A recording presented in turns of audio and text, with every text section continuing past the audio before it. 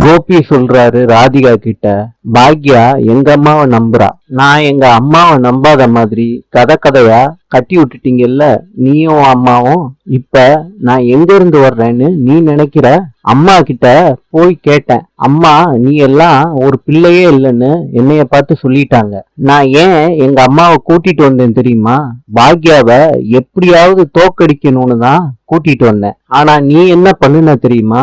அன்னைக்கே எங்க அம்மாவை இந்த வீட்டுக்குள்ள வரக்கூடாதுன்னு சொன்னேன். அதையும் மீறி கூட்டிட்டு வந்தேன். எங்க அம்மாவுக்கு நான் செய்யக்கூடாத தப்பெல்லாம் செஞ்சுட்டேன். பாக்யா வீட்டிலேயே இருந்திருந்தாங்கன்னா எங்க அம்மாவை மகாராணி மாதிரி தாங்கியிருப்பாங்க என் வீட்டுல உள்ளவங்க எல்லாம். ராதிகா கோபி கிட்ட சொல்றாங்க, நம்ம குழந்தைய இழந்ததுனாலதான் நான் கம்ப்ளைண்ட் கொடுக்க வேண்டியதா ஆச்சு. நான் வேணும்லாம் கொடுக்கல கோபின்னு சொல்றாங்க. செல்வி சொல்றாங்க, ஈஸ்வரி அம்மா எனக்கு வேலை வச்சுட்டாங்க.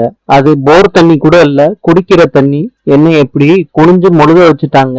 பாக்யா சொல்றாங்க, இனிமேட்டு பழச அத்தைக்கு ஞாபகப்படுத்த வேணாம் யாருமே அப்படின்னு சொல்றாங்க. பாக்யா பார்க்ல நடக்கிறப்ப ராதிகாவையும் மயுவையும் பாக்குறாங்க. மயு கூட பாக்யா பேசும்போது ராதிகா புடிச்சு இழுக்கிறாங்க. என்ன மன்னிச்சிருங்கன்னு கேக்குறாங்க. மயுவை பத்தி பெருமையா பேசுறாங்க. ராதிகா சொல்றாங்க, மயு கோர்ட்டுக்கு வந்தா அத்தைய ரிலீஸ் பண்ணிட்டாங்க. அத உங்க பக்கத்துல இருந்து சொல்லிக்கிட்டு இருக்கீங்க. என் பொண்ணை பத்தி கொஞ்சமாவது யோசிச்சீங்களா? மயு ஸ்கூலுக்கு போய் மயுவை கூட்டிட்டு போயிருக்கீங்க.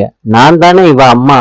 என்னைய கேட்காம நீங்க எப்படி கூட்டிட்டு போலாம்? மயு உண்மையை சொல்லியிருந்தான்னா என்கிட்டதான் நீங்க சொல்லியிருக்கணும். நீங்க பண்ணது ரொம்ப தப்பான விஷயம். இதுக்கே உங்க மேல நான் கம்ப்ளைண்ட் கொடுக்கலாம். நான் பொறுமையா இருக்கேன். என் பொறுமைய நீங்க யூஸ் பண்ணிக்கிட்டு இருக்கீங்க.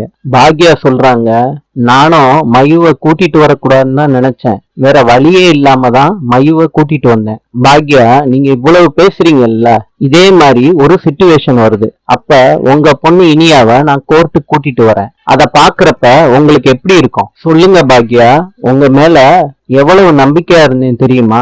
நமக்குள்ள எவ்வளவு விரிசல் வந்தாலும் நீங்க இப்படி பண்ணுவீங்கன்னு நான் கொஞ்சம் கூட எதிர்பார்க்கல. பாக்யா மன்னிப்பு கேக்குறாங்க. அதுக்கு ராதிகா சொல்றாங்க, தெரியாம பண்ணுனா மன்னிப்பை ஏத்துக்கலாம், நீங்க தெரிஞ்சுதானே பண்ணீங்க. எப்பயும் நிலைமை இந்த மாதிரி இருக்க போறது இல்ல, என்னைக்காவது மாறும். அப்ப நான் உங்களை பாத்துக்கிறேன் அப்படின்னு சொல்லிட்டு ராதிகா போயிடுறாங்க மயுவை கூட்டிக்கிட்டு. செல்வி இதெல்லாம் பாத்துக்கிட்டு இருக்காங்க. பாக்யா கிட்ட சொல்றாங்க, ராதிகா சொன்னதெல்லாம் எவ்வளவு பெரிய பொய்யா இருக்கு அப்படின்னு சொல்றாங்க.